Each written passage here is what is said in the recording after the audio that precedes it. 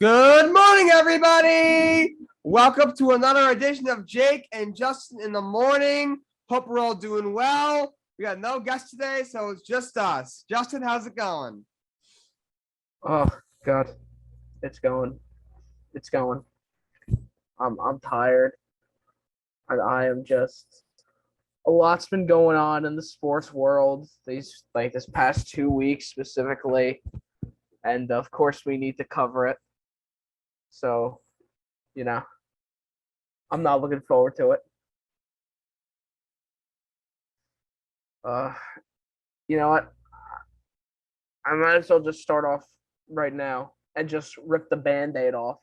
Jay, can you please pull up the March Madness bracket? Let's start there. Because I I'm lost. I'm at a loss for words. This year's March Madness has been the epitome of madness if I've ever seen it. I know that like I mean anybody who had a perfect bracket, it's been gone by now. I think by the Friday of the first round, there were zero. There were no perfect brackets anymore. This was just absolutely insane. Let's see it. God, the fact that I even have to look at this is an issue because I'm not excited. I'm not. So, first things first, let me just fill you guys in on something. We were wrong. Yes, we were wrong. And by we, I mean myself. I thought we were wrong. We're both I on thought a long. I had faith in Longwood University. I said they were making it to the Elite Eight, only for them to get destroyed by Tennessee in the first round. I said, hey, Kentucky's going to win, only for them to get destroyed by St. Peter's. Well, no one had that. Yeah, I know nobody had that, but come on. Like Kentucky, what the hell? Seriously. And then the worst of them. I think this is my least one. I said, if you guys go back to the video, I said every year I root for Iowa to lose. And every year they don't lose. And I said this year I'm due. And instead I pick Iowa and they lose. I can't. Never. I will never have a perfect bracket because I just cannot. Like every time I was this close. Every time I say Iowa's gonna lose, they never lose. And the one time I say maybe I'll root for them for once, they completely disappoint me. God, I can't. Pain. Okay, before we pull up the bracket, I can't find it online. I'm not sure if I saved it, but I had the paper copy, so I'll just read it off. Justin, what'd you have for bracket? Oh God, what did I have? I had pineapple barbecue ribs. Pretty tasty. Pretty good flavor. It's 63s. Hits different. As did the ice cream machine just came out. Y'all see that? Anybody here? It's good ice cream. It's really good ice cream. And I'm waiting on them to get actual to go caps for the actual ice cream cups because I don't think they realize, nor do they care, that people are just taking the giant trays and just pulling that ice cream leveler again. Probably 2 pounds of ice cream out of that. Yeah, ice cream machine is great. This morning I had my multigrain Cheerios. All right, we got a great show for you guys. Let's get started. First, the March Madness bracket. So, in the first round, we predicted obviously Gonzaga over Georgia State. We predicted Memphis over Boise State. We were incorrect with UConn. New Mexico State beat UConn. We were incorrect with Vermont. Arkansas beat Vermont. Notre Dame upset Alabama. We were wrong on that. We were right on Texas Tech beating Montana State. We were incorrect on Davidson. Michigan State beat Davidson. We were correct on Duke beating Cal State Fullerton. We were correct on, obviously, we had Baylor. We were correct on UNC beating Marquette. We were correct on St. Mary's being Indiana. We were correct on UCLA beating Akron. We were not correct on Texas beating Virginia Tech. We were correct on Purdue beating Yale. We were correct on Murray State beating San Francisco. We were not correct on St. Peter's beating Kentucky. We obviously got Arizona in the second round. We were not correct on TCU beating Seton Hall. We were not correct on Houston beating UAB. We were not correct on Illinois beating Chattanooga. We were not correct on Michigan beating Colorado State. Unfortunately, we were not correct on Longwood beating Tennessee. We were not correct on Ohio State beating Loyola Chicago. We were correct on Villanova beating Delaware. After we had Kansas, we were not correct on San Diego State beating Creighton beating San Diego State. We were not correct on Richmond beating Iowa. Little sad face. We were not correct on Providence beating South Dakota State. We were not correct on Iowa State beating LSU. We were not correct on Wisconsin beating Colgate. We were correct on Miami beating USC, and we were correct on Auburn beating Jacksonville State. So, on to the second round. We did have Gonzaga winning. We did not have Arkansas. We had Vermont on all that Sweet 16. It ended up being Arkansas. We did have Texas Tech and Duke meeting up, both winning in the second round. We did predict UNC versus UCLA. We had Purdue winning in the second round, but we had Murray State lost to St. Peter's in the second round. We got that wrong. We had Arizona in the Sweet 16, though we had Chattanooga going to the Sweet 16, ended up being Houston.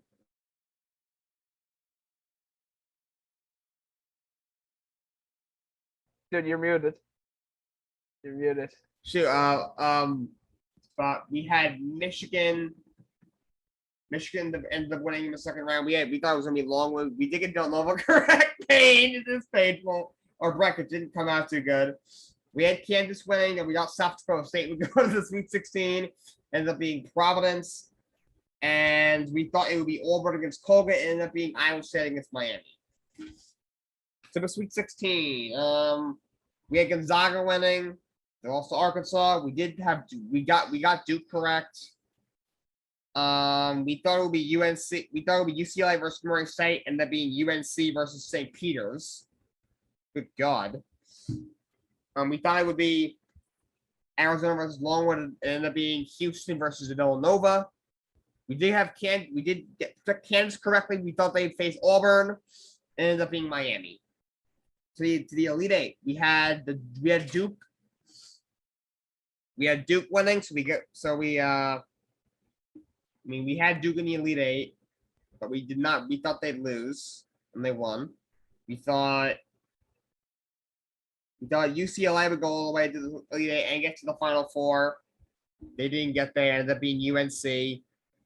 We thought coming out of the Elite Eight for the South, we thought it would be Arizona. Ended up being Villanova, and we thought the Midwest coming out of the Midwest would be Auburn. It was Kansas. So our entire Final Four was wrong.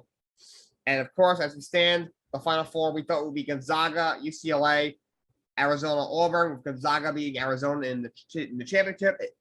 Final Four happens this weekend. So we don't know yet, but the Final Four ended up being Duke, UNC, Villanova, and Kansas. So Kill me.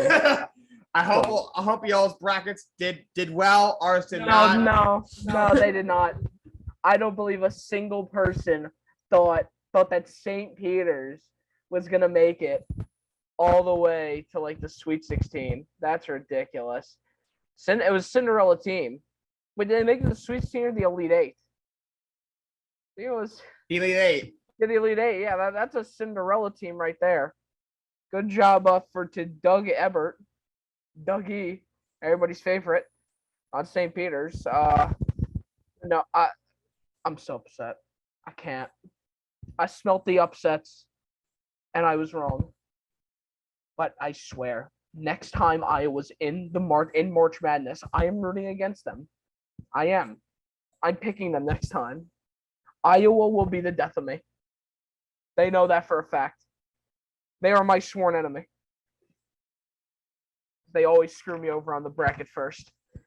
All right. Anyway, though, now that we've ripped off the Band-Aid and we've gone through the most painful part, now let's get to the second most painful part, NFL free agency. I know somebody in this audience, I know somebody watching this is upset their favorite player left because there's been, over the past 2 weeks, about 9 Pro Bowlers that have been traded.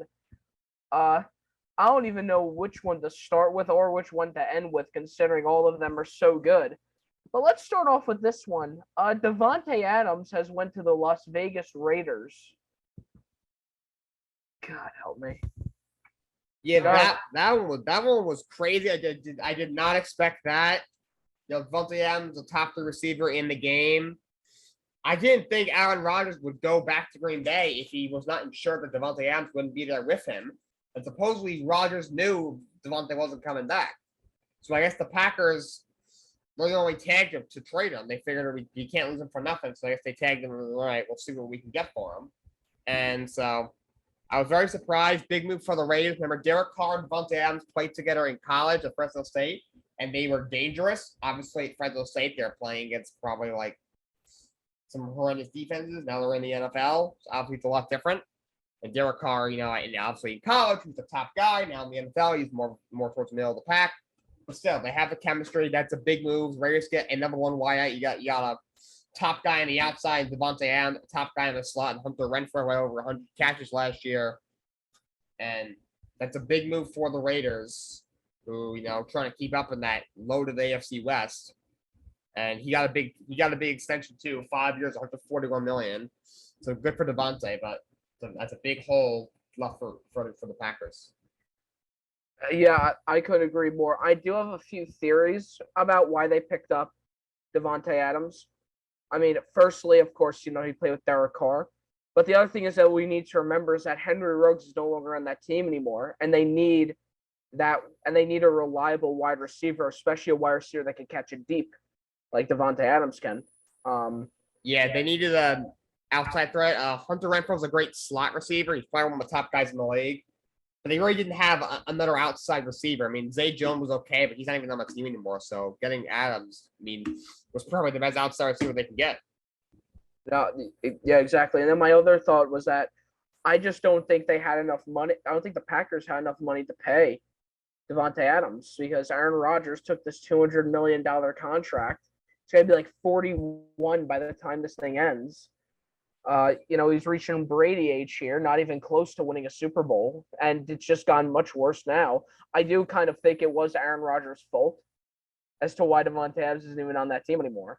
Because if you're asking for big money, obviously the Packers are going to give you big money, but you need to remember that they have something called a salary cap, where they need to make sure that they don't go over it because they don't want to pay the luxury tax.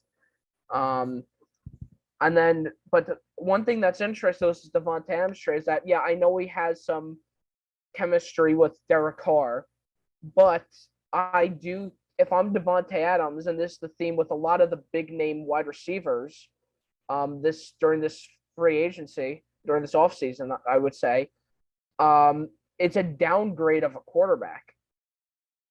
Like, I think Derek Carr is decent. I think he's shown potential here and there. But I really don't. I'm not looking at this team and I'm saying instant Super Bowl win. I don't. I wish I could say that, but look, Derek Carr's got to prove himself a little bit more. I don't think his deep ball passing is amazing. I just think he's all right. I think he's a B tier quarterback at least, but not one of the tops. Aaron Rodgers, say what you want about him. He might be immunized. He might be getting his medical advice from Dr. Joe Rogan, but he is an excellent football player, an all-time great football player. And for Davante Adams to now go to Derek Carr or back to Derek Carr after playing with Aaron Rodgers for a while, it's going to be, I'm sure he'll notice some differences. Well, the biggest one, of course, is that Derek Carr is actually vaccinated. But anyway, let's move on to another wide receiver. Tyreek Hill, Kansas City Chiefs, has been traded to the Miami Dolphins for some draft picks, and Juju Smith-Schuster from the Pittsburgh Steelers has went to the Kansas City Chiefs. Jake, let's hear your take on this. Yeah, that was a big one. That came out of nowhere. All of a sudden, the Chiefs said we're far apart on extension talk with Tyreek Hill. I guess he was going to the last year of his contract, and they've allowed him to seek a trade. I guess they realize this guy's in the last year of his deal. He's a top 5 receiver, if not a top 3 receiver in the game, probably. And we can't lose this guy for nothing after the season. As valuable as he is to our team, we can't lose him for nothing. They probably realized we're not going to be able to extend him. You know, they came into the year over the cap, which is why they had to make some salary cap moves. They had to cut Anthony Hitchens, they're one of their starting linebackers. That's why they had to ask Frank Clark to take a pay cut. And obviously they're already paying Patrick Mahomes all that money, and they're paying a lot of other guys such as Chris Jones, and they went out and signed Justin Reed on a 3-year deal worth like 30-something million, which probably means they're not going to re-sign Tyrann Mathieu, who might be the best safety in football. He's one of the best safeties in football. So that's a downgrade because they just couldn't afford Mathieu, so they decided to fall to on a fallback option in Justin Reed, who's a good player, but he's not Tyrann Mathieu. So I think they just figured, right, we don't have the money to pay him. We might as well trade him, and they do get a lot back. They get back a first rounder, they get back a second rounder, they get back a 4th rounder this year, and then the 4th and 6th round next year. So they got a good draft pick haul, but I think Miami definitely went the trade just because, first of all, they get a top 5 receiver in the game. They need to give Tua some weapons to see if he's really the guy, or if he's a bust, or if he's a bust or not. So getting Tyreek Hill is a huge get for them. Like, no longer the Chiefs bring in, they're not going to replace Tyreek Hill's production, not in 1 year. I mean, I don't know. I'm trying to think what pick they're going to. Absolutely, their first rounder will be very late. Miami's pick is I think it's not their own first rounder, so they'll have 2 late round first rounders. They signed Juju when he's healthy, and when his head screwed on straight, is a good player. They signed Valdes-Scantling, who's an okay player. They got Mecole Hardman, who's a decent speed threat. Obviously, you still got Kelsey and Clyde Edwards-Helaire, but that's a big move, and Hill gets a 4-year, $120 million extension, so that's a big pickup for the Dolphins. I'm not a fan of this trade with Tyreek Hill, strictly because I think the Chiefs were stupid. Because if I'm trading my best wide receiver, my number 1 wide receiver, to where he and Patrick Mahomes, Tyreek Hill and Patrick Mahomes have had a lot of chemistry together. If I'm trading him, I want another wide receiver. I want Jalen Waddle. Give me Jalen Waddle. I know he's not going to be like the biggest replacement for Tyreek Hill, but still, and also, but still, they need a wide receiver. I hate that they just accepted draft picks. Don't accept draft picks. Don't accept just draft picks for that. Everybody ripped on DeAndre Hopkins trade for the same thing, except I think at least they got a player out of it. It wasn't a good player, but at least they got a player out of it. But here's my issue with a team just taking draft picks. The draft is not guaranteed. College sports versus high-end sports is literally a totally different ball game. No pun intended. It is harder. It is much more competitive. The rules are different, and it's obvious. And when you come into the league, there is no guarantee that the number 1 pick that your first round pick is going to be just as good as they were in college, because sometimes it's a bust. So let me give one of the biggest examples here. Tom Brady. Now, you'll never hear me praise Tom Brady ever, but He came in as like the 199th pick, and look at him now. He's being referred to as the greatest of all time. Does anybody remember who the number one pick was in that draft class? I don't. I don't. You can look at another one. Who remembers all the praise on Markelle Fultz going into that trade, number one overall pick to the Philadelphia 76ers? Bust. Come on. It's not, and I'm saying this because it's never guaranteed. I don't believe that every draft pick that they're going to get out of this is going to be good. It would surprise me if out of all the draft picks they receive, two of them stay. I think the rest might just be busts at the end of the day. I don't trust it. I don't. Maybe somebody out there, maybe they could come across a generational talent, but it's all luck. There's not enough scouting in the world that you can do sometimes to basically get a good or a bad pick. It's all luck at the end of the day.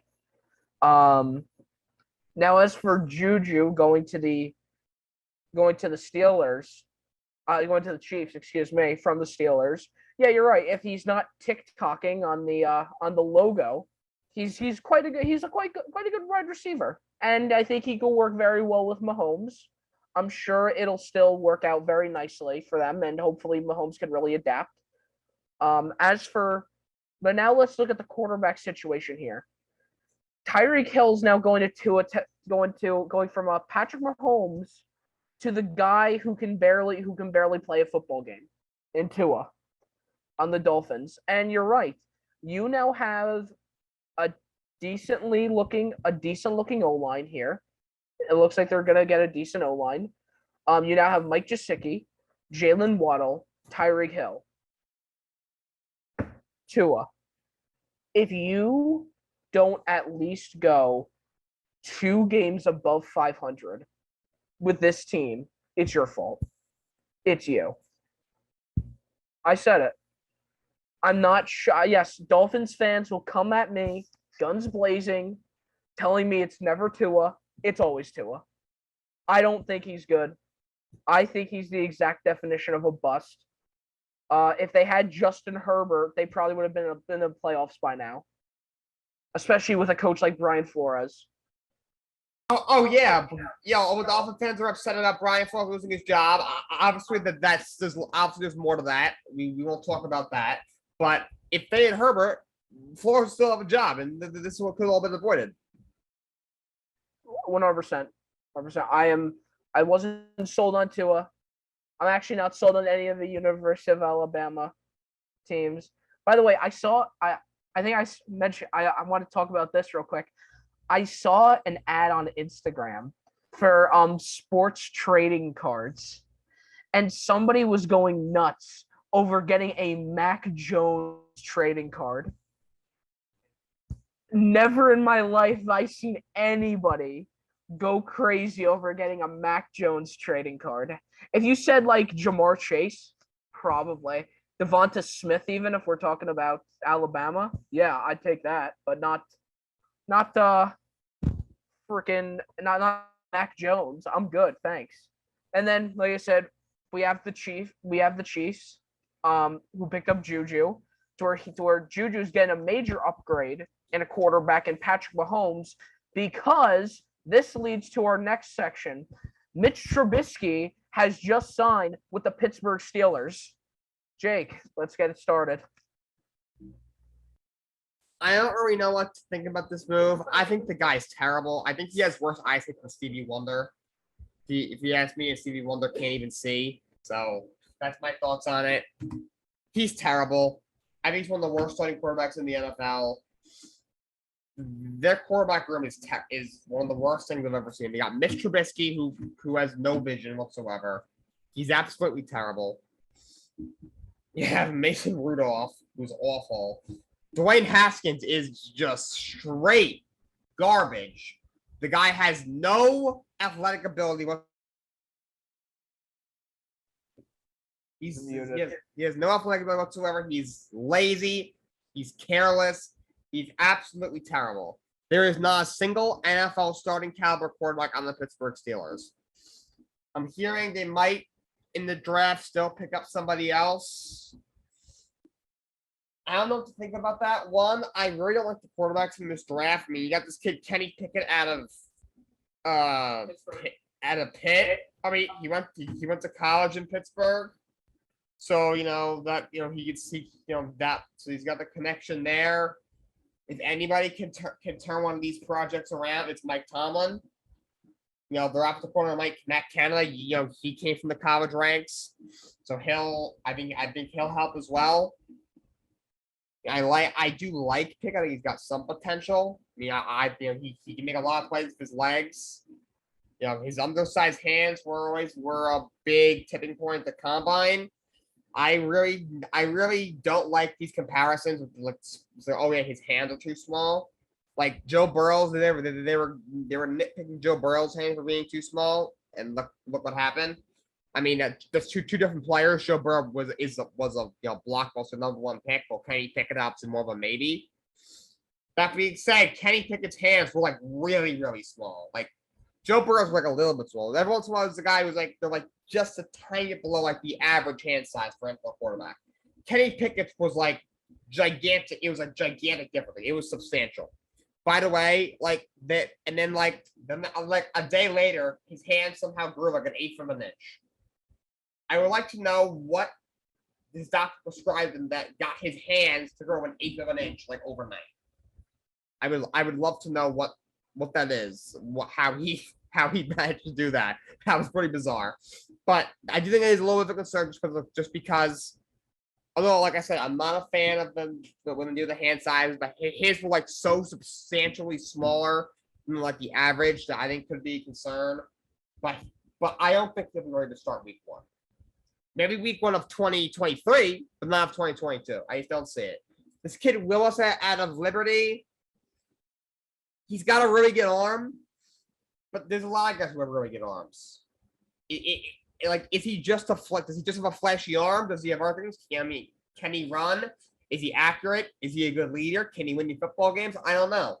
He's another guy. Maybe by week 1 of 2023 could be ready to be a starter and might deserve a shot.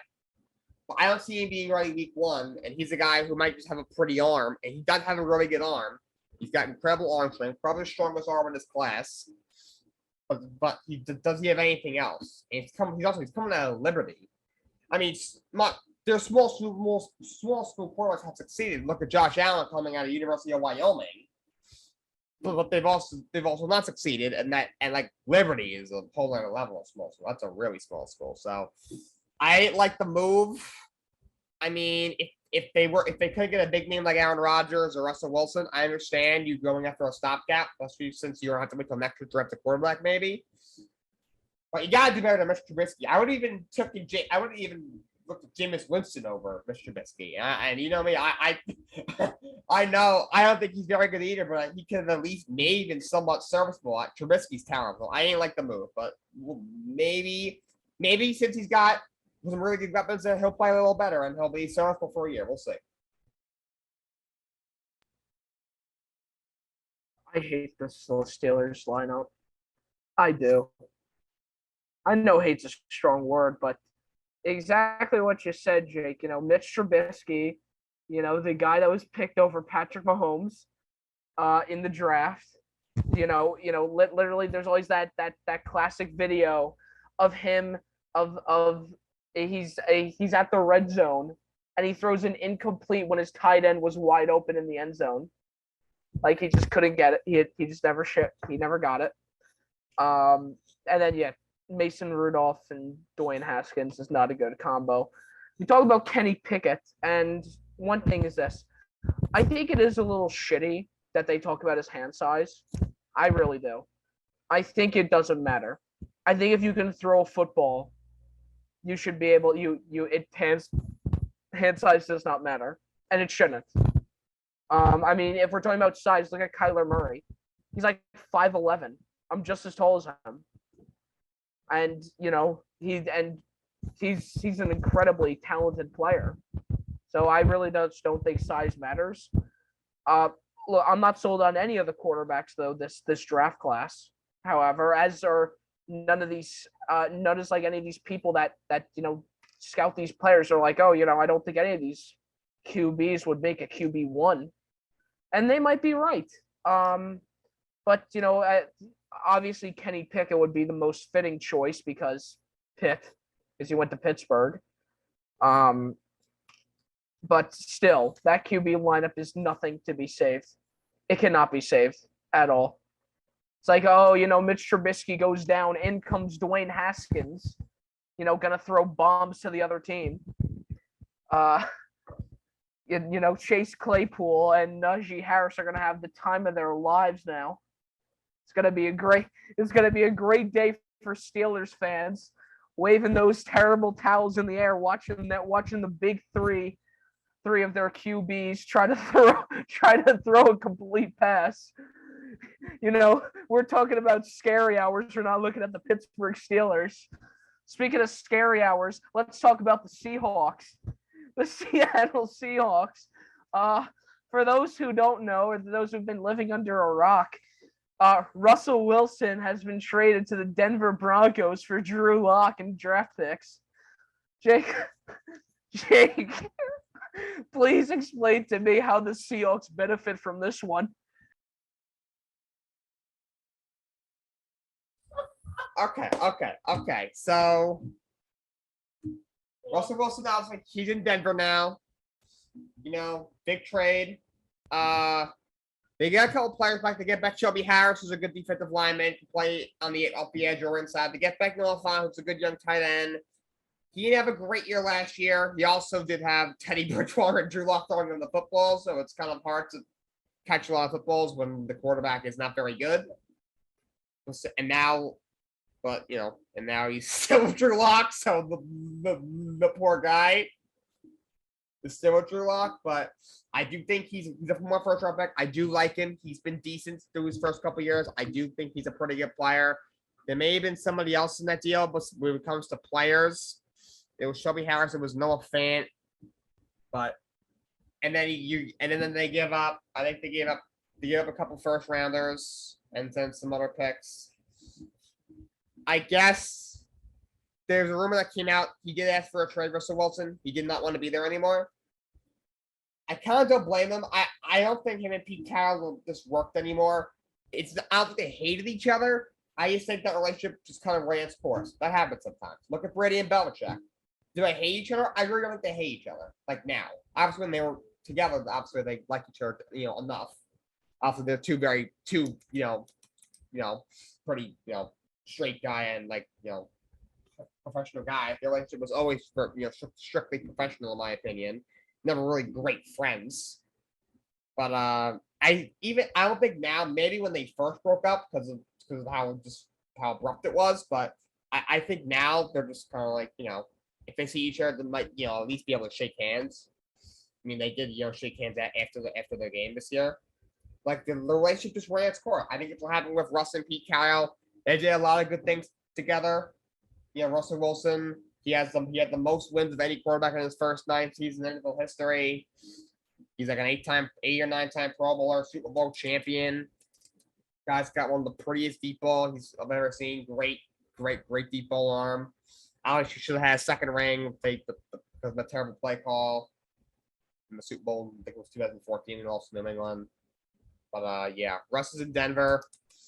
They get Drew Lock. I think it's a lost cause. We'll see. Interesting. Seattle's got what? They got a high pick now. They got a top 10 pick. We'll see if they go quarterback there. We just discussed. None of the quarterbacks are really that good. I don't see a quarterback really being worth taking in the top 10. That being said, you got Carolina right there. Atlanta is there. We'll talk about them pretty soon. We're doing the NFL all-season move, as you can tell.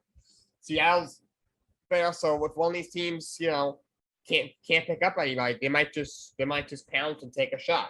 So we'll see. But yeah, big move for Denver. We've been saying for years they're a quarterback away. Now they got the quarterback. They got Vic Fangio out of there. They bring in I think a better coach than Nathaniel Hackett, and that division's going to be very exciting. AFC West. Oh, totally. Absolutely exciting. I'm very interested. I thought this trade was interesting because originally this was kind of before. So, for anybody that wasn't really following during the day this all happened, it was first. What first came out was that Aaron Rodgers re-signed with the Packers, and then what came after that was that the Seahawks traded Russell Wilson to the Broncos. And I thought that was interesting because Aaron Rodgers was suspected to go to Denver. But I thought that because he was a California kid and they're not going to get rid of, and, if you look in California, Chargers aren't going to get rid of Justin Herbert. Rams are definitely not going to get rid of Matthew Stafford after they won a Super Bowl. And the 49ers should get rid of Jimmy Garoppolo, but they're not. And I don't think and I don't think Aaron Rodgers wants to see their special teams, especially after what they did to them, especially what the 49ers special teams did to the Packers in the playoffs. But I thought Aaron Rodgers would have went to Seattle at that point. I did not expect Russell Wilson to go to Denver. I thought maybe he would have went. I thought maybe would have went to a different team next year, but not this year. But yeah, excellent pickup for the Broncos, and then Drew Lock, incredible downgrade for the Seahawks. Like, you don't have Geno Smith anymore, so I guess your QB lineup's okay. But still not. I think they still have him. They might. I'm not sure. Apparently he's a free agent. Apparently he's okay. in free agency. If they re-sign him, I swear. I know Colin Kaepernick was like in the news a while ago wanting to, kind of do a workout with them. Either way, Drew Lock, Colin Kaepernick, yeah, great lineup there too. Even that's still nothing pretty either. It's just not. I think the Seahawks are in trouble. I think, if every wide receiver stays, assuming DK Metcalf stays, it's not going to be a good time in Seattle. If I'm a Seattle fan, I'm scared. But let's keep on staying in the AFC here, because AFC has had just really a lot more moves than the NFC. There wasn't much that happened, to really just fill it in for you guys real quick. Aaron Rodgers re-signed to the Packers for $200 million. Tyrod Taylor went to the Giants. I want a Giants fan to explain to me how that. Let's go with that. But let's talk. Apparently, Jimmy G staying with the 49ers once again. God knows why. Matthew Stafford re-signed with the Rams. Good for him, as deserved. But let's talk about the Cleveland Browns. So last episode, there was a story that came out to where the Browns wanted an adult. They wanted an adult, so they picked up an adult. And an adult in 22 ways than one. They picked up Deshaun Watson, who has, I would say, he was dropped of all criminal charges, and they are now all civil suits. But nonetheless, those suits are still rearing their head. I think they gave him 4 years, 5 years, $205 million. Right, that was the contract. It's pretty heavy money, especially considering that we don't know if he's going to be suspended for a year or not. But Jake, what do you think? Obviously, this move was really, really complicated. If you didn't have the off-field stuff, this would probably, I don't know what we said about the contract, 5 years, it was $230 million, all guaranteed. That's either way, that's just such a huge number. But obviously, we'd be like, all right, the guy's a top quarterback in the game. But because he's got 22 civil lawsuits of sexual harassment, sexual assault, domestic violence, these horrible things, it's really, really, really complicated. Honestly, I did not agree with the move. I didn't. Not because, well, I don't think the guy should be able to play football if some of the stuff is true. I don't see how every single woman accusing him is lying. All nine, you had 9 sued him in criminal court. They were all non-guilty. Honestly, this is terrible. I think he may have sent them a check. Unfortunately, that's what conspiracy I have, but obviously we won't get into that. I think there was he may have settled with them, like financially settled so that they wouldn't he wouldn't get charges against him. Unfortunately, that may have been what happened. That's something that probably I think happens a lot with these famous people. It never really comes out, but who knows what happened there? Could have been. I don't know all the details of the case, besides the obvious ones. So could have been none of evidence. Who knows? You never know. We'll have to really dig in, do our research on that one. But this guy, you gotta remember, he has not played football in a year. And the Browns made like 44 of the 45 million he was due this year a signing bonus. So his base salary was only like $1.1 million, something like that. Like it's like $1 million. If you ask me, they're probably bracing for him to be suspended for the entire season. If they're only going to pay him, $1 million when they could pay him $45 million, and obviously Deshaun Watson agreed to it. So if they gave up 3 first-round picks and a couple other mid-round picks and gave him $230 million guaranteed for a guy who may not take the field till 2023, which will be 2 years after his last game. I mean, I'm not saying he's going to come back and be, horrendous and be another one of the Browns, terrible quarterbacks, because he's the most talented quarterback the Browns have ever had, probably. When he's on the field, he's probably a top 5 quarterback in the game, at least top 7 quarterback in the game. But I just don't agree with giving up like basically all your draft picks and giving up the biggest contract ever to a guy who has not played in a year and may not play for you until another year. I just don't think that was a smart move.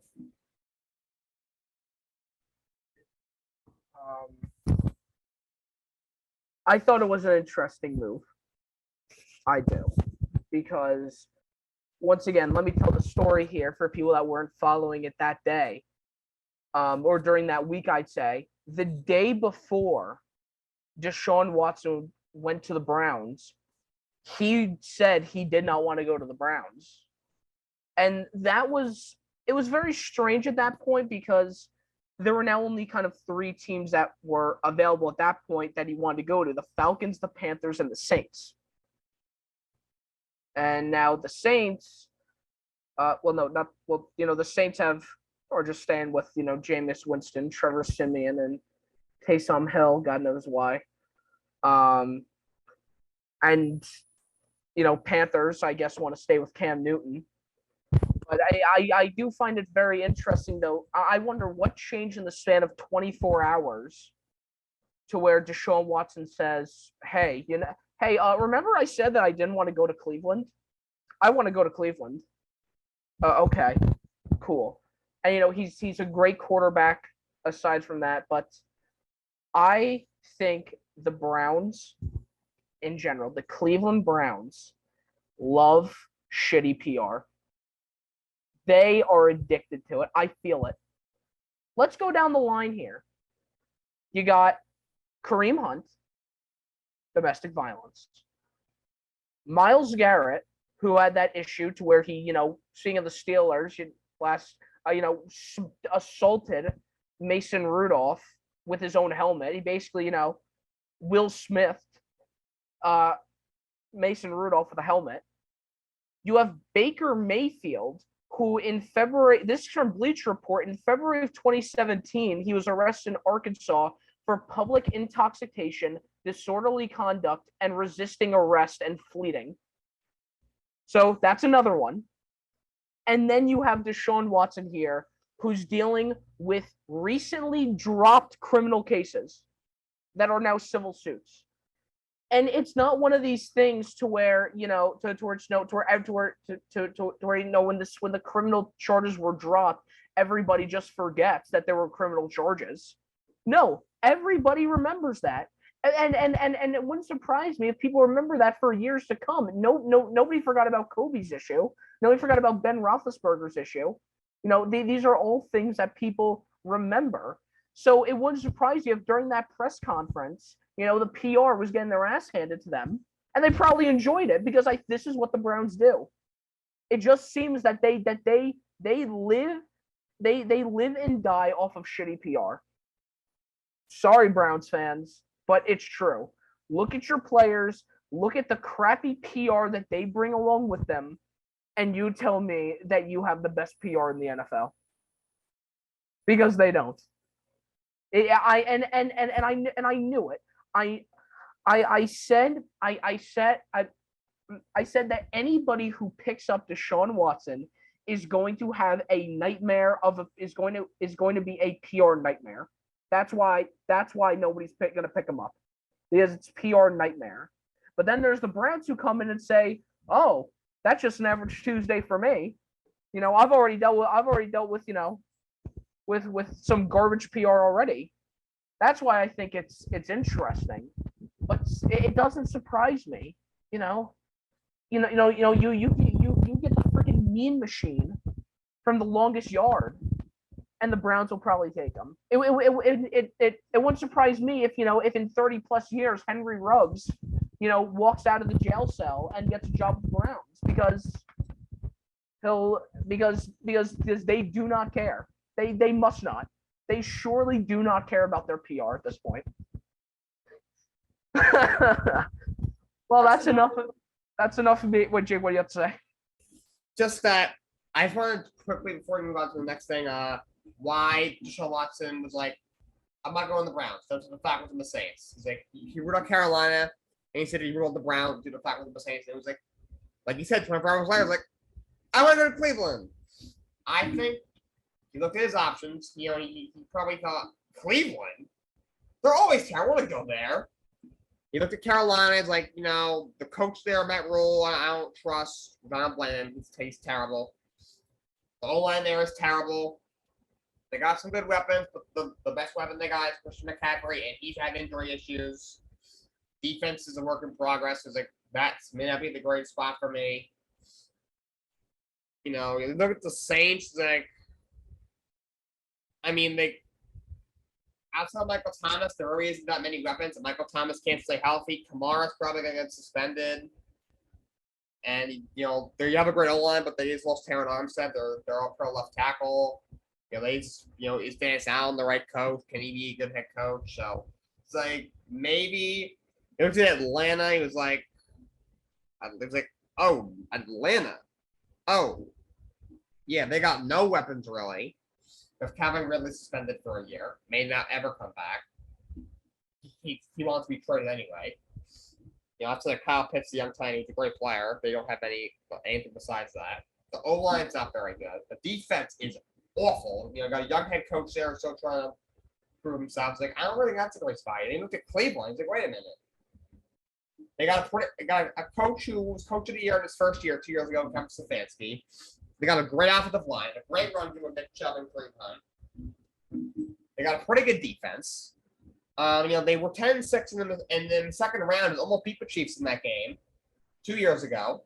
They weren't horrendous this year. They're 7-10. It could have been worse if their quarterback didn't throw it to the next football field over when he was trying to find his receiver and. And Baker Mayfield didn't have 1,000 interceptions against one touchdown this year. They had a good quarterback, and he would have probably been in the playoffs. It's like, maybe you're a quarterback away. The weapons could use some work with OBJ obviously being just I don't know what to call it, but it's banned from that team. Just boarded off to the Rams, and they went out and had a great year. And Jarvis Landry getting cut.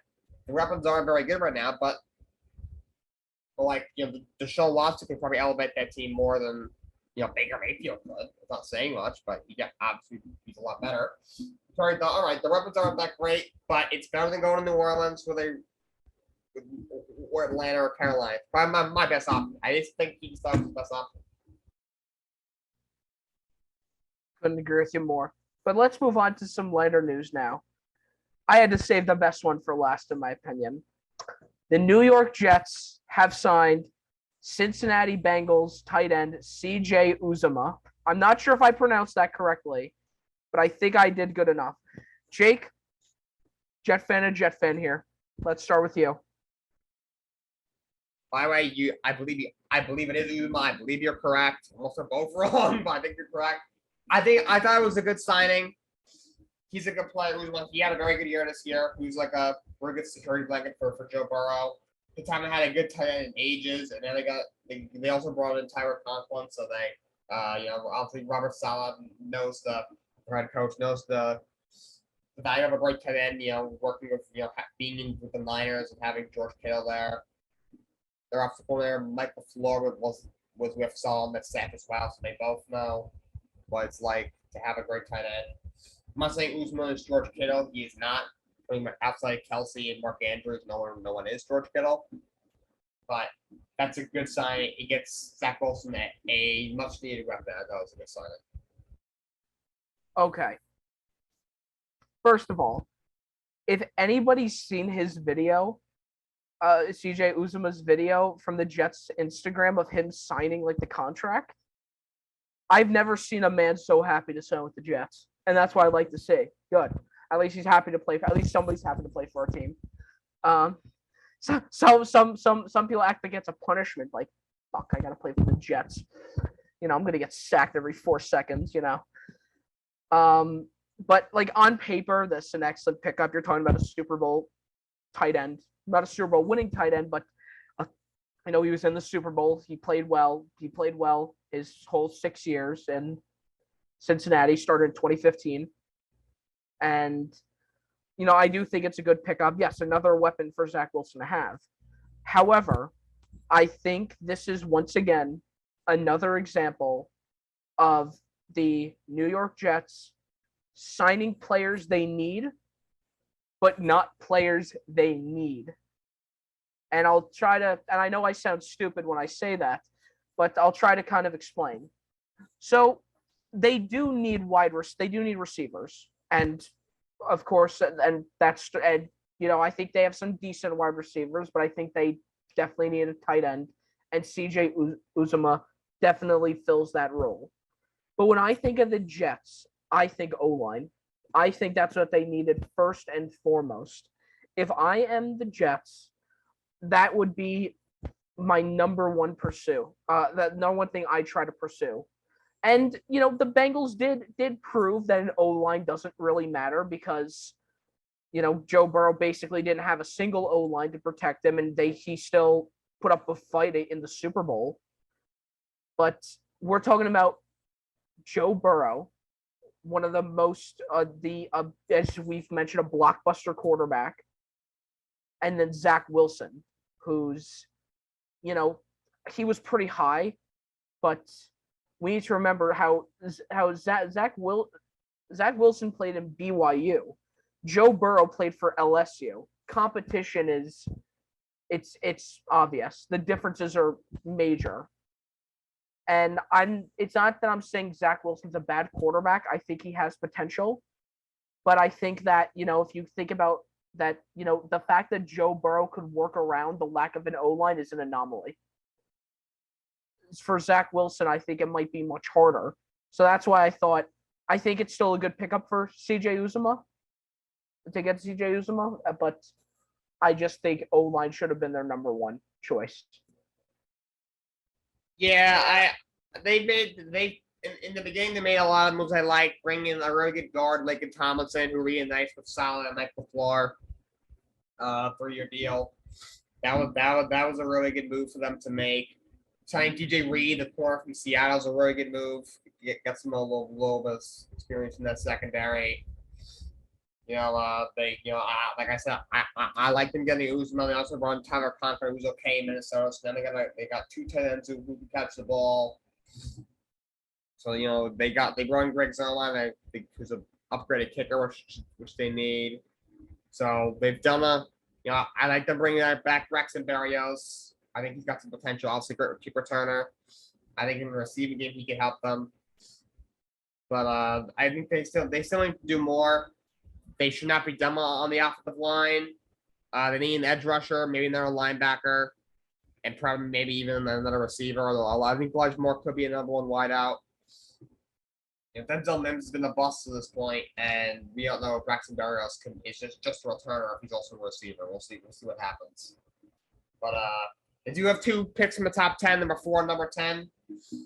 You know, maybe they only still that direction at 4, and we'll see if at 10, maybe they'll take the safety at Notre Dame, Kyle Hampton, who they like. Maybe they'll take another O-line, which I would do. But yeah, they've made a couple of good moves. But I think they need to do more, especially on the O-line. Yeah. Well, you know, hopefully the Jets pick up some good offensive linemen in the draft, because there certainly are plenty of those this year. I'm excited, especially on the O-line end in this draft. But let's move over to the NBA. We're gonna make this one a little quick, because there's not much to talk about. But I do need to ask this question. And let me first iterate by saying, Mom, I'm sorry. The Miami Heat, why do they suck? Go. I did not expect that. All right, so the Heat, they're cooling down a little bit. No pun intended. The Heat cooling down. You know, that first spot in the East, at one point they were looking like they were gonna roll there. They were like 3 or 4 games up. Now I see the Heat shirt. Him and his mother both love the Heat. You know, and now they're only a game up. You know, they're only a game up. But they're only like they're Milwaukee, Boston, Philly are all from like a game and a half, 2 games of Miami. I just think, first of all, Boston is just on fire right now. You know, they don't have Robert Williams or center playoff till the second round of the playoffs. So they probably won't get the 1 seed, but they'll still be at least in the top 4. I think Boston just got so hot that just no one could beat them. So Boston definitely caught up. I mean, Philly's got James Harden, Joel Embiid. You got probably 2 top 5 players in the game. They should be a top, 3 team in the Eastern Conference. And Milwaukee's a team that kind of flies under the radar. They got a great team. I know you're not a fan of Giannis, but I do like Giannis. He is a great player. And then besides him, you got Chris Middleton's a great player. Chupa Lights. He had a lot of big shots in that postseason last year. Jrue Holiday, great shooter, great point guard, great defender. You got really good depth down. I have Brook Lopez back, Serge Ibaka. You got Bobby Portis. I guess you have Grayson Allen. I mean, he plays for them. I don't know what his role is, but I guess he's a good bench guy. I guess maybe. But they have a really good team, defending champs. So I love the Heat. They're a fantastic team. Jimmy Butler, you got 2 all-stars, Jimmy Butler and Bam Adebayo. Tyler Hero, 6th man of the year. Great young guard. You got the best bench in the league of Tyler Hero, Gabe Vincent, Max Strus. You just got so many guys in it. You got Oladipo back now. You got Omar Yurtseven he stepped up when he needed to. You got so many guys on that bench who can play. Kyle Lowry's still a good player, still pretty good player, pretty good shooter, can defend. So he's a good point guard. Yeah, PJ Tucker has actually shot well this year. He's been pretty good. So they got so many guys on that team that are really, really good.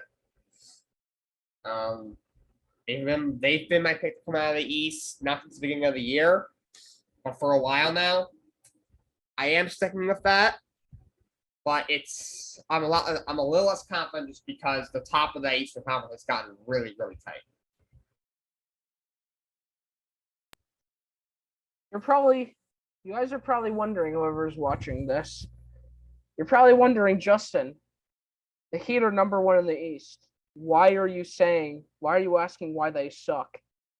I'm going to tell you why. I'm telling you why they suck because they're currently 5-5 in their last 10. They recently lost to the Knicks and the Warriors down Steph, Clay, and Draymond. This is where the issues with the team arise. When it comes to beating the teams that actually matter, they have fallen flat. Okay, they beat the Suns once during the year, and it looked pretty convincing, but then the Suns just blow them out after that. The Bucks barely beat the Heat after what I thought was a terrible call by the refs, because for anybody that doesn't know, there's a few seconds left of the game. Heat were throwing the inbound pass. Jimmy Butler caught it, got knocked in the head by Giannis, and it was a jump ball. And because of that jump ball, Giannis, of course, got it because he's got at least 4 inches over Jimmy Butler, and just throws it down to Drew Holiday for the buzzer beater layup to win by 2. Tough win. It was a tough win, even tougher loss. I could see it. But then we look at teams like the Warriors, to where you should have beat them, especially when they're down to Splash Brothers and Draymond, and you didn't. It seems that whenever it comes to teams that actually matter, to where these are the games that you need to win, it seems that they've had a bit of difficulty. It's either been a close game or they've lost. And big deal. You beat the Hornets. Really, big deal. I could care less if you beat the Celtics when they were like 20 games below 500. Like, I don't. Now as for the Celtics, they're looking great right now. But just to talk about that real quick, I think they'll go into the playoffs, but I don't think they'll go far. I think if Jason Tatum drops 40, that team doesn't do anything. I think the only reason why they've done so well for the second half of the season is because Jason Tatum has been having an MVP caliber second half of the season. And here's my issue with the Heat. Let me tell you why they suck as a Heat fan. For one thing, Jimmy Butler cannot shoot a 3-pointer. Let's start with that. He's a small forward. He's not expected to. He does make it up, though, with great inside shooting and great defending. He does make up for that. Jimmy and Bam, however, are not the big problems. It's the people surrounding them. If I have to watch Kyle Lowry front rim a 3-pointer one more time, I'm going to bash my head into a wall. Let's start with that. Kyle Lowry is the greatest player in the NBA for taking charges. Not so much with shooting. Duncan Robinson has got a 5-year, $90 million contract and gets impeccable screens set for him by Bam Adebayo and misses wide open threes. You cannot do that. You cannot. It's not. No. What else? What else the issue? Yeah, PJ Tucker is not a good enough power forward to be a starter. I don't care if he's 6'8". There are taller power forwards than him that he can't lock down. I'm not confident in him. Good for him for being a corner 3 specialist and having the best 3-point percentage in the NBA this year. But still, it's not looking good. And then you have a great player, Tyler Hero, who's the undisputed 6th man of the year, in my opinion. I don't think it's close. I think the only reason why there will be 2 other candidates is because there has to be. But it should be, if he does not get 6th man of the year, I'm going over to the NBA and asking what's wrong, what happened, why not? Why did you not give it to him?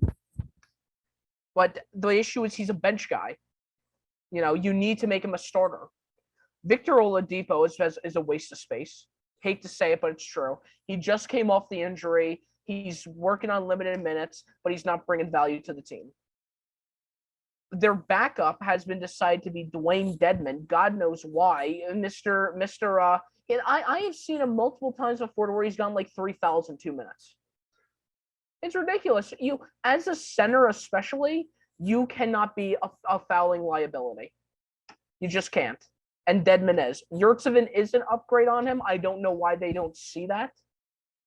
But I'm not Eric Spoelstra. But if I am Eric Spoelstra, I would also say there's another issue is that they do not have an all-around player on that team. You can look at other teams and say who's the all-around guy. For the Grizzlies, an example would be Ja Morant. Great defender, good 3-point shot, good mid-range shot, good inside shot. Very athletic. That's an all-around player. They don't have that in their starting lineup. Their best all-around player, I would say, is Caleb Martin. Once again, he's a bench player. I think some of their best looks have come when that bench team has played, and that's an issue. I think Duncan Robinson should get the hell off that team. Get him off that team for starters. I think Kyle Lowry, I'll give him another chance because at least he's had moments, but I don't have any faith in them going into the. I don't think they come out of the East. I don't. I think if I'm Miami and I'm playing against a full strength Milwaukee, I'm scared. I'm not excited for it. There's one, yeah. They might not come out of the East now. There's another interesting point. In my opinion, ever since that little scuffle with Jimmy Butler, when Udonis Haslam, basically a player coach on that team. He's been like a scrub for years, but he's basically he's really good at hyping the players up on the bench. It is about that part of their team. They got into a scuffle. Udonis Haslam literally said, "I'll kick your ass." Spoelstra was pissed at him too. I don't know over what. They really have not been the same since that. They really haven't. I don't know if that's just a coincidence and they moved on. I'm sure these things, this is not. I'm not saying, the Heat are toxic. This happens every year to every team. It happened to the Knicks probably 19 times this year. Julius Randle, just the guys are here. Julius Randle's over here. You can't even see my hand now because he's just so disengaged from the team because he's so pissed that he's just so bad. Because Julius Randle's terrible. But back to the Heat, I don't know why. It was a pretty bad scuffle. It was bad look, but this is not something that we've never seen. You see this every year, multiple times a year. Almost every team that happens to every year, and they're able to move on and move past it. Yes, the Knicks, it's happened basically all year, and they haven't been able to recover. But the Knicks are a terrible team this year. The Heat are a top team in the league. And they had one thing, they haven't been able to recover. If a bad team, the Knicks, either way, scuffles or no scuffles, that they were not going to play well this year. It wasn't in the cards. The Heat obviously are a different story. All year they've been playing great. A few weeks ago, I think it was a no-brainer. Everyone they were coming out of the East. Most people. Now, not so much. So, I'm not sure if you have any thoughts. Could that have something to do with it? Because in my opinion, they have not been the same since that scuffle.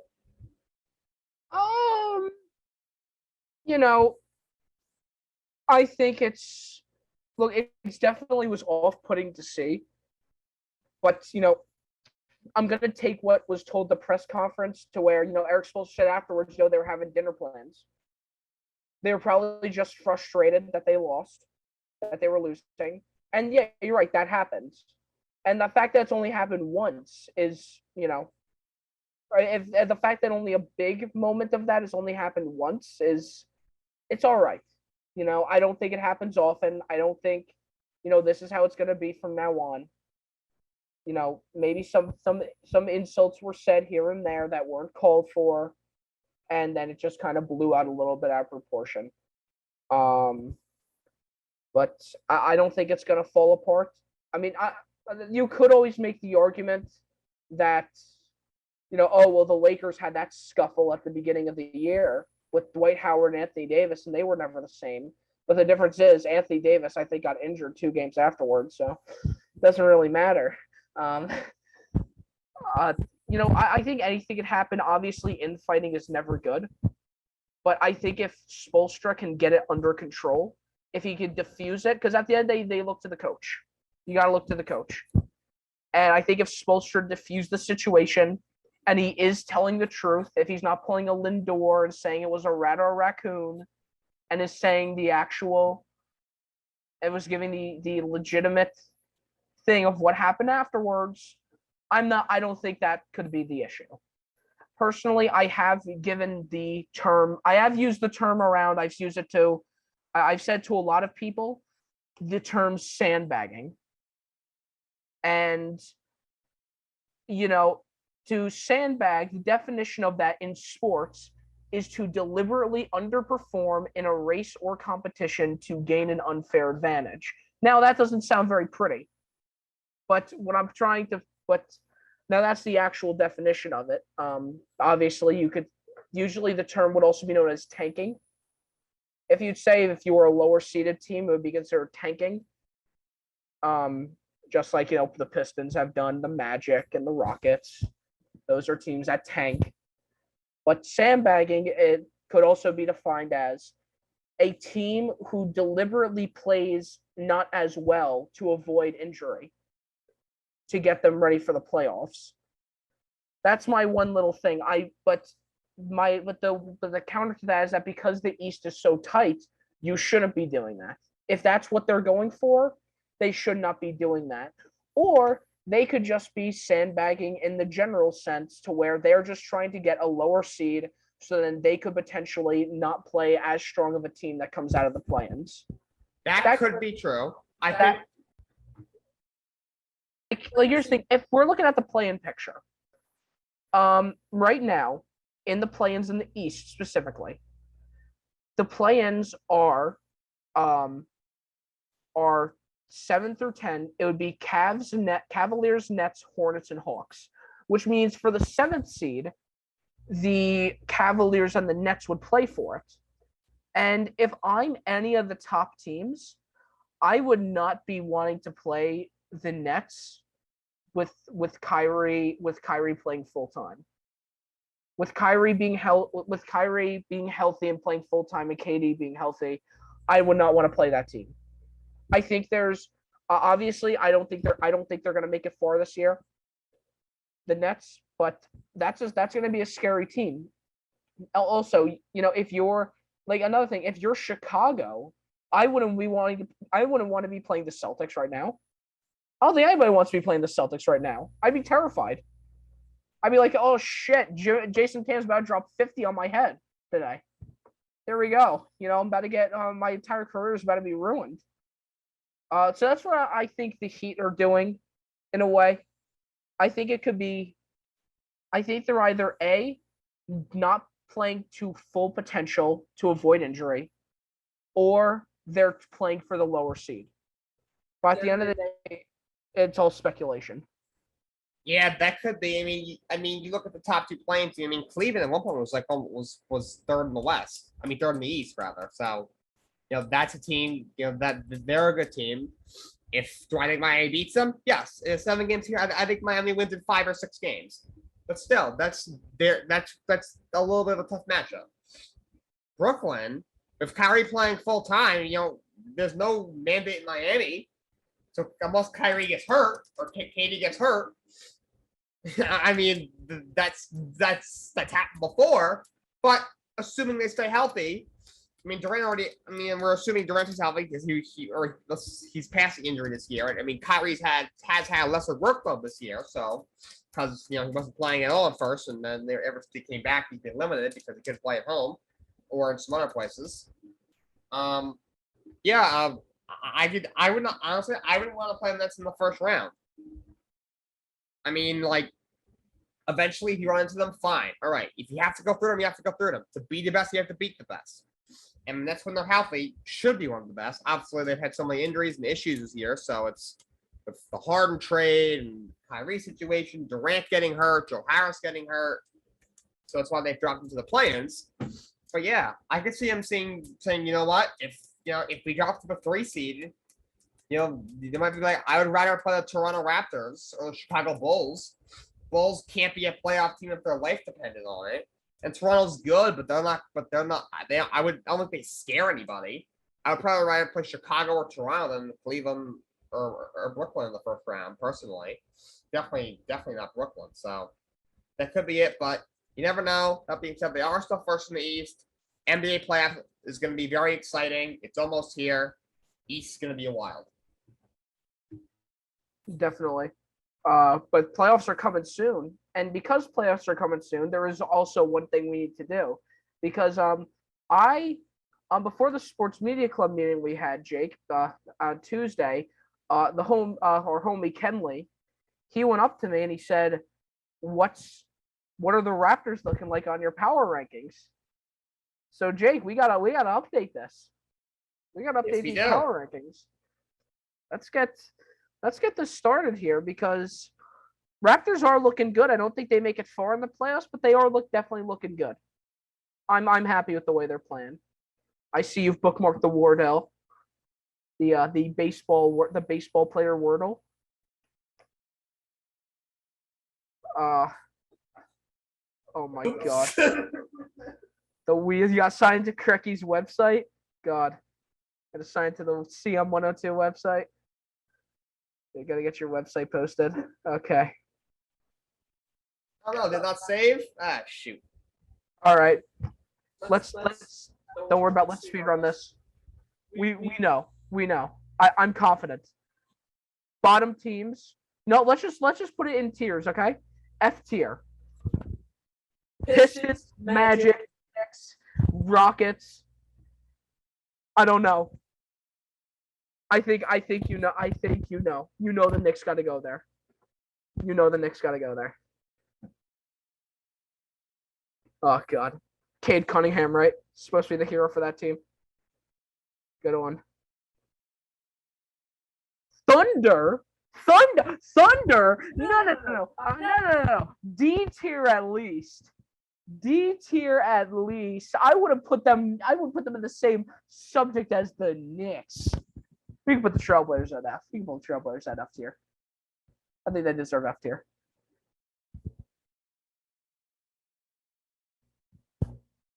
Okay. This is gonna be a hot take. Rain it on me. First of all, put Kings at D. I cannot put the Lakers anything above the D. I can't. Especially for what this team was supposed to be. I can't put them above a D. D tier. I would say F tier, but I would say a D tier team. Oh god, Jake, who else do you think goes? Who goes?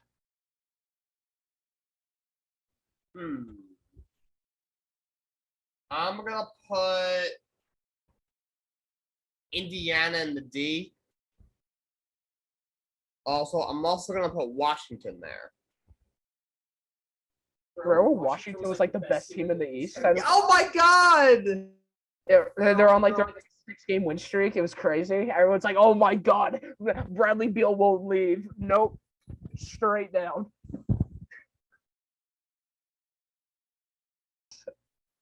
Okay, now we're looking at C tier. We're doing 5 at a time. That's actually good. I like how we're doing 5 at a time here. C tier.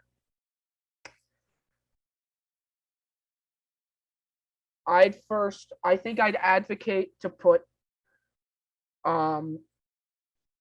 Hornets, Hawks, Pelicans, and Spurs. If you agree with me on that.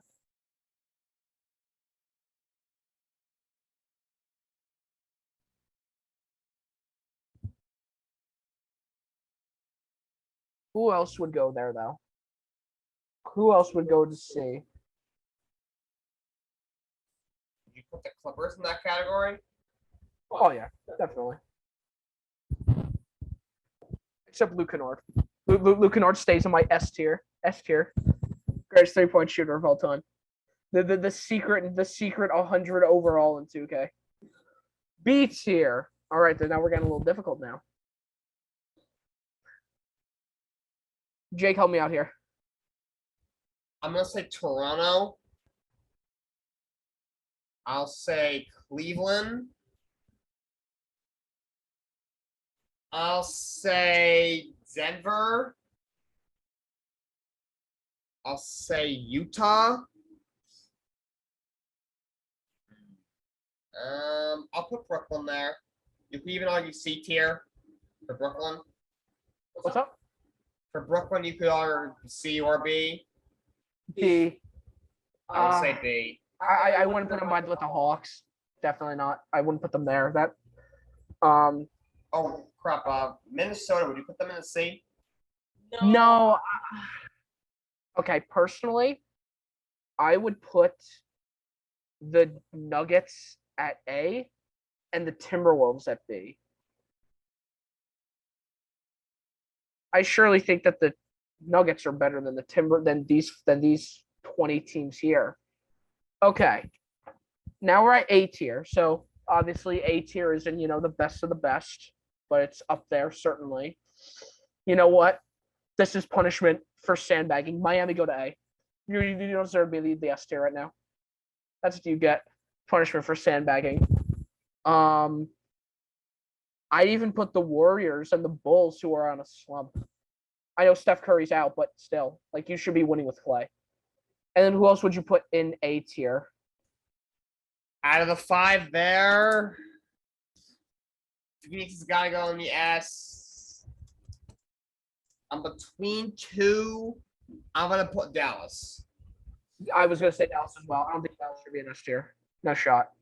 I think they're playing well right now. I think they just clinched 3rd seed. Or at least they clinched playoff position. I think they just clinched they clinched. Yeah, the Grizzlies clinched a 2 seed. Dallas clinched a playoff spot. They're tied for 3rd, but they have a tiebreaker. So right now, it's into them to be 3rd. Okay, so now let's put in the order of who we think is kind of from S tier here. So I think number 1 is the Suns, by far. Number 2, you got to give it to the Grizzlies, I think. Number 3, 4, and 5, all the Eastern teams. I'd say the weakest out of them would be the Celtics. So I think we put them last. Now it's between Bucks and Philly. Who do you think? I'm gonna say Milwaukee. I'd put Milwaukee. Yeah, I'd go Milwaukee, Philly, and then Celtics. Okay. Here's our power rankings. They look different, but they look a little bit satisfying, though. I'm not complaining about them. This is what they look like for now. And I'm very excited for playoffs. But I'm also excited for you, hate to see it. Yeah, give the slow clap for this one. All right. Jake, let's start with you. All right, so first let's start with the Spurs have a chance to be like a full game ahead of the Lakers for the last playing spot. And so they're down 1 to the Grizzlies, down John Morant. And oops, it's not fast forward. So slow the volume for myself. This is what's gonna happen. So Calvin Johnson gets the ball right here. He's got a really good look at it. Pretty easy layup.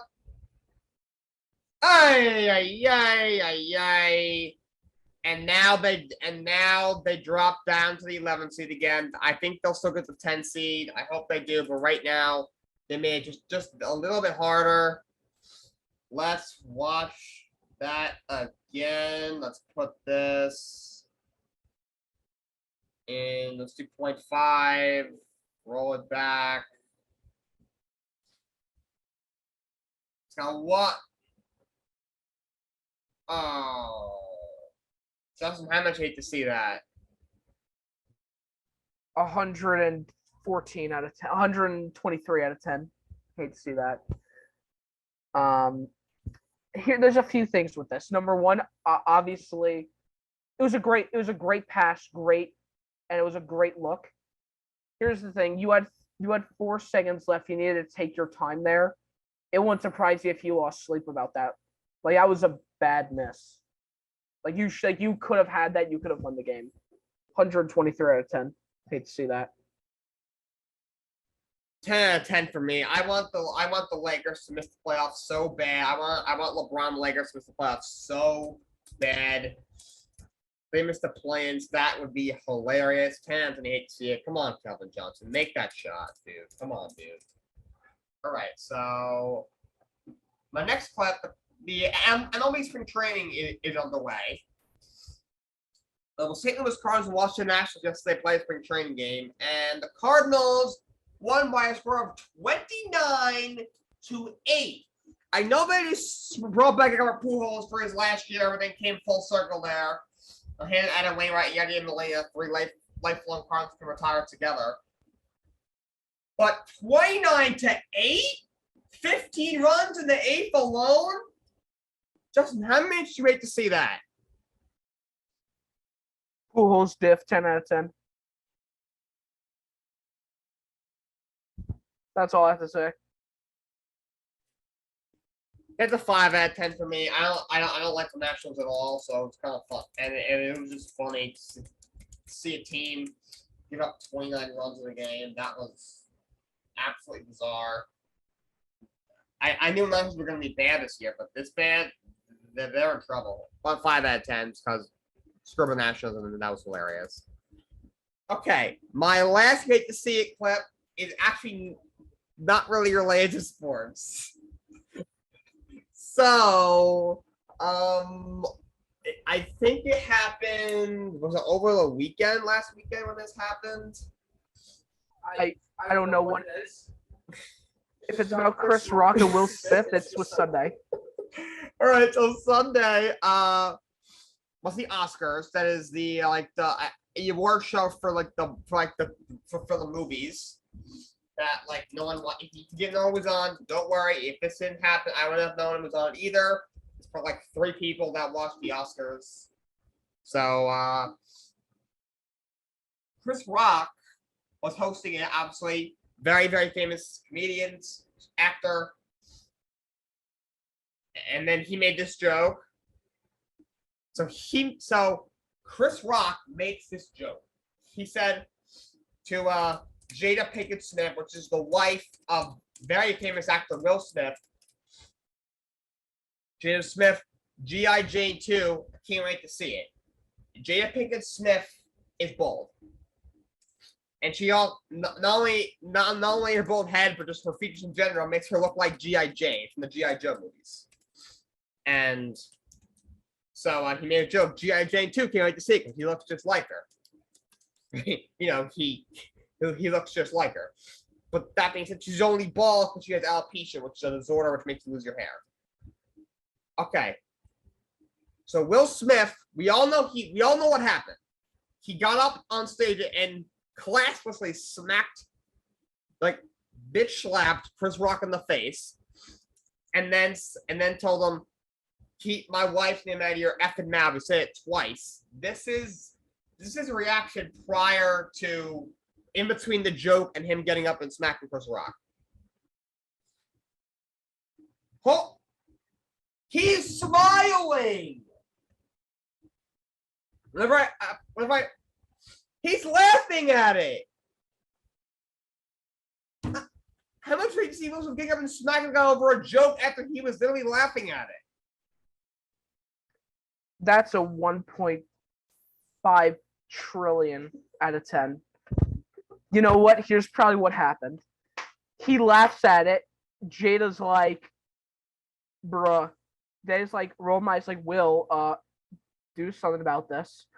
And he takes it to an extreme and walks up and slaps him in the face. By the way, he missed the slap. He meant to slap him in the face, slap him like the shoulder. Let me tell you something. When I was like 3 or 4 years old, I played t-ball. And obviously, when you are a 4-year-old, you lack cognitive thinking. At least I hit the ball when it was standing right in front of me. At least I don't miss the ball when it's in front of me. Will Smith, you missed the slap, and you also did it because you were down bad for your wife. It's 1.5 trillion out of 10.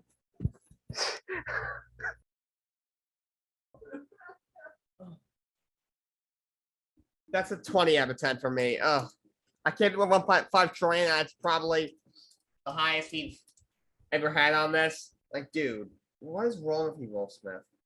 I mean, yes, shit, she rolled her eyes. She's like, oh, very funny. But, like, these award shows, the host is there to roast people. Have you seen Ricky Gervais' speech at the Golden Globes a couple years ago? All the actors were like, what the hell is he doing? They're all looking at like, what the hell is he doing? They're all rolling their eyes at him. They're all, smirking like, very funny. That's what these award shows are about. And like Jada Pinkett Smith, like if she rolled her eyes, I mean, but like, that's what this is all about. Like and Will Smith thought it was funny. He's laughing at it. He saw she was pissed. Like, oh, I gotta do something. What you think? What you think she's gonna? What is she gonna do? Nothing she hasn't done already, dude. Come on, dude. 20 out of 10. You hate to see it. That's my clips. Justin, do you have any? Of course. I have 3. So let's first start with this one. This was the game. This is the final seconds of the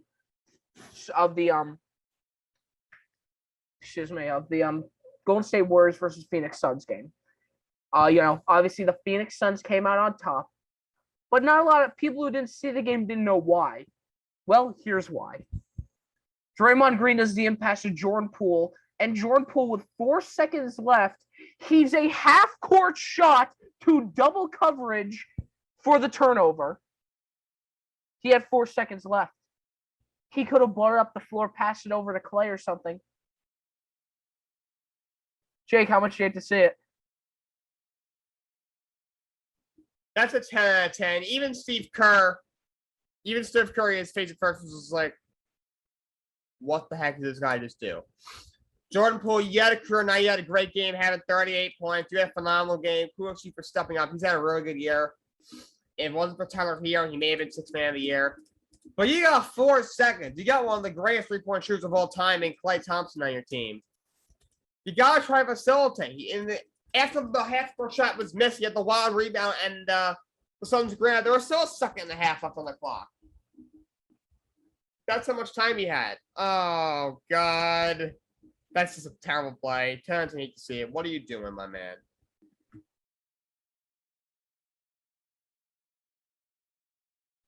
That's the face of a man who knows he effed up. 10 out of 10. Next clip. All right. So everyone knows a lot of people are praising Jokic for his passing skill. I'm going to tell you this clip has nothing to do, has everything and nothing to do with the pass. This against the Trailblazers. There's 12 seconds left in the half. I need to slow-mo this clip when we get there, because everybody just needs to witness how good of a pass this was. So look at this. He's being covered. He turns his head. He throws it backwards, and it curves straight to Monty Morris. Perfect pass. And Monty Morris misses the shot. He misses off possibly what could have been the pass of the year. Jake, how much you hate to see it? That's 10 out of 10. You gotta make the shot, dude. Come on. When I was in high school, it's when I was a sophomore. I play on the unified basketball team. I'm not sure if I've ever told anyone on the show. Obviously, Justin, I know you know. This gave me flashbacks to when we're playing Amityville. Unified basketball is a combination of special education, general education students. And Amityville didn't really play by the rules. They just played they basically had a JV team, a bunch of varsity level guys they played against us. They would steal the ball from the kids who had different abilities. They were not very nice. I remember we're down to with 20 seconds left. Garrett Rosebars, who's our best player, he's one of the varsity level guys that played with us. He allowed a couple to play at a time. He's driving to the hoop. He kicks it out to me in this great pass. He jumps up in the air off balance. He's barely even looking at me. Makes this great pass to me in the corner. I shoot it from the corner. Bang! And we ended up winning. Could you imagine if I missed that shot? That's what I'm thinking. Can I make that shot? Well, guess what? Monty Morris, 10th grade me would have made that shot. I guarantee it. Shame on you. 10 out of 10.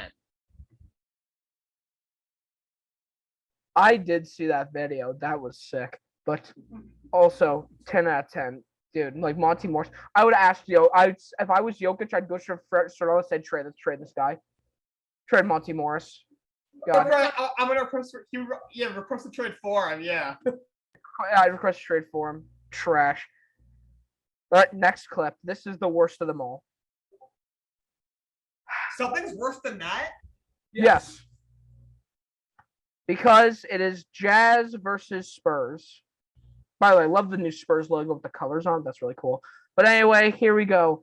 Mike Conley does stuff. He passed it over to Rudy Gobert. Rudy Gobert goes straight up. Let's watch that again.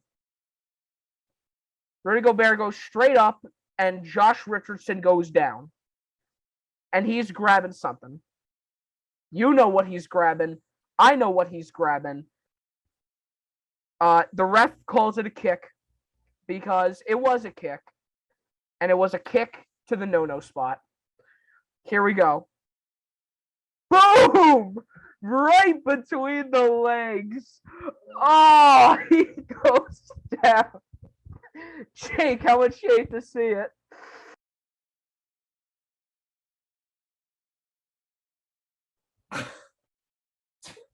$27 out of 10. Gobert is 27. 27 out of 10. Oh, that should be a 1-game suspension when you do that. Come on, dude. You're all guys out there on the court. That's just wrong. 27 out of 10.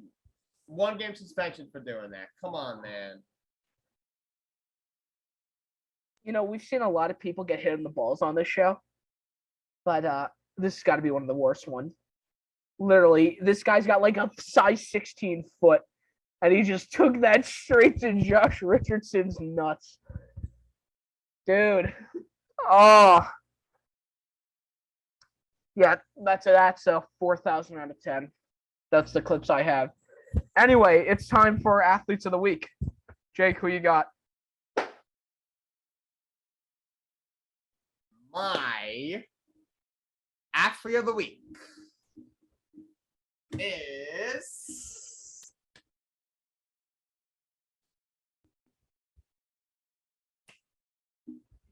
Chris Kreider. Chris Kreider. He's got 46 goals on the year. He broke the Rangers record for power play goals in the season, and he's still got like 15 games left. He's like 3 off from the all-time amateur record for power play goals in the season. He's got like 23 power play goals right now. I think 26 is the record. He's got 46 total goals this year. Only like 3 Rangers have ever scored 50. He's on pace for the greatest single season goal scoring season in New York Rangers history. Congratulations, my guy. Keep it up. Rangers are 3rd in the East right now, and only like 3 points out of 1st in the East. Chris Kreider, my Athlete of the Week. Okay. There's a lot of people you can give Athlete of the Week this week, in my opinion. You give it to St. Peter's basketball team. You give it to Todd Bowles for becoming the head coach for becoming the well-deserved head coach of the Tampa Bay Buccaneers because Bruce Arians just retired. But I'm going to give it to the guy who's on my screen today. He's in my background. As you guys know, I do love esports. And I especially love the Overwatch League. And this guy's name is Matthew DeLisi, better known commonly as Super. The 22-year-old, loudmouth, voice-cracking guy who has been known as the face of the league for a very long time. Allow me to read off his stats in the only way I know how, the only way he does. Overwatch 2-time Overwatch League champion, Stage 2 champion, May Melee champion, Countdown Cup champion, Roll Star All-Star, MVP runner-up. That is this guy's resume. All he needed was the MVP, and he would have been one of the greatest of all time, as he is. And he has recently retired after playing for 4 years. He is going to stick to strictly streaming. But as an esports fan and as non-esports fans alike, we will miss him very much in the league. Congratulations, Super, on the retirement. You are my Athlete of the Week. But anyway, that's going to do it for us for this week. Big episode, of course. A lot of big moves, a lot of interesting things that happened. But we're glad we could cover it all with you this week. So, Phil,